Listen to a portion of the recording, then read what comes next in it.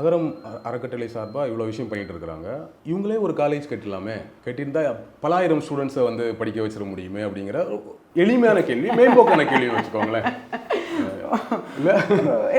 அறக்கட்டளைகள் இங்கே கல்வி நிறுவனங்கள் நடத்துறதுக்கு நம்ம பார்த்துருக்குறோம். அந்த மாதிரிலாம் திட்டங்கள் இருக்கா அப்படிங்கிறது தான் இல்லை.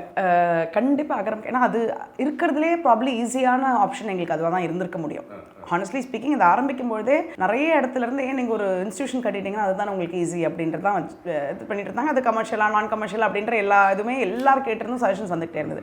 பட் அது அகரம் அப்படி பார்க்கல நினைக்கிறேன். இது ஒரு கூட்டு முயற்சி. இங்கே ஒவ்வொருத்தரும் இந்த பிள்ளைங்களோட வாழ்க்கையிலையும் வெற்றியிலையும் ஏதோ ஒரு விதத்தில் பங்கேற்கிற மாதிரி இன்றைக்கி அவ்வளோ வாலண்டியர்ஸ் இருக்காங்க, இந்த பிள்ளைங்க இருக்கிறாங்க. ஒரு இன்ஸ்டியூஷனுங்கிறது நான் வந்துட்டேன் படிச்சுட்டேன் போயிட்டேன் அப்படின்ற இடம் மாறும். ஆனால் இவ்வளோ பேரோட முயற்சியில் ஒரு மாற்றம் இங்கே நிகழணும் அப்படின்னு சொன்னால் அதுக்கு எல்லாருமே இணைச்சிக்கணும். எல்லாருமே இணைச்சிக்கிற ப்ராசஸ் கட்டாயமாக ஒரு கல்லூரி நம்ம நிர்வகிச்சிட்டோம் அப்படின்றதுலேருந்து வராது. ஸோ தமிழ்நாடு முழுக்க இன்றைக்கி அவ்வளோ கல்லூரிகளில் பிள்ளைங்க படிக்கிறாங்க, அவ்வளோ கல்லூரிகள் அகரம்க்கு உதவி செய்யுது. இது எல்லாமே சேர்த்து நடக்கணும் அப்படின்னு சொன்னால் அது ஒரு இன்ஸ்டியூஷனாக மாறி இருந்தால் இது ஜஸ்ட் another இதாக மாறி இருக்கும். இது ஒரு மூவ்மெண்ட்டாக, கல்விக்கான ஒரு எழுச்சியாக, கல்வி மேலே ஒரு பற்றும் புரிதலும் ஏற்பட வேண்டிய ஒரு விஷயமா அகரம் யோசிச்சதுனால தான் அது அந்த மாதிரியான ஒரு ஃபார்மேட்டுக்குள்ளே நம்ம போகவே கிடையாது.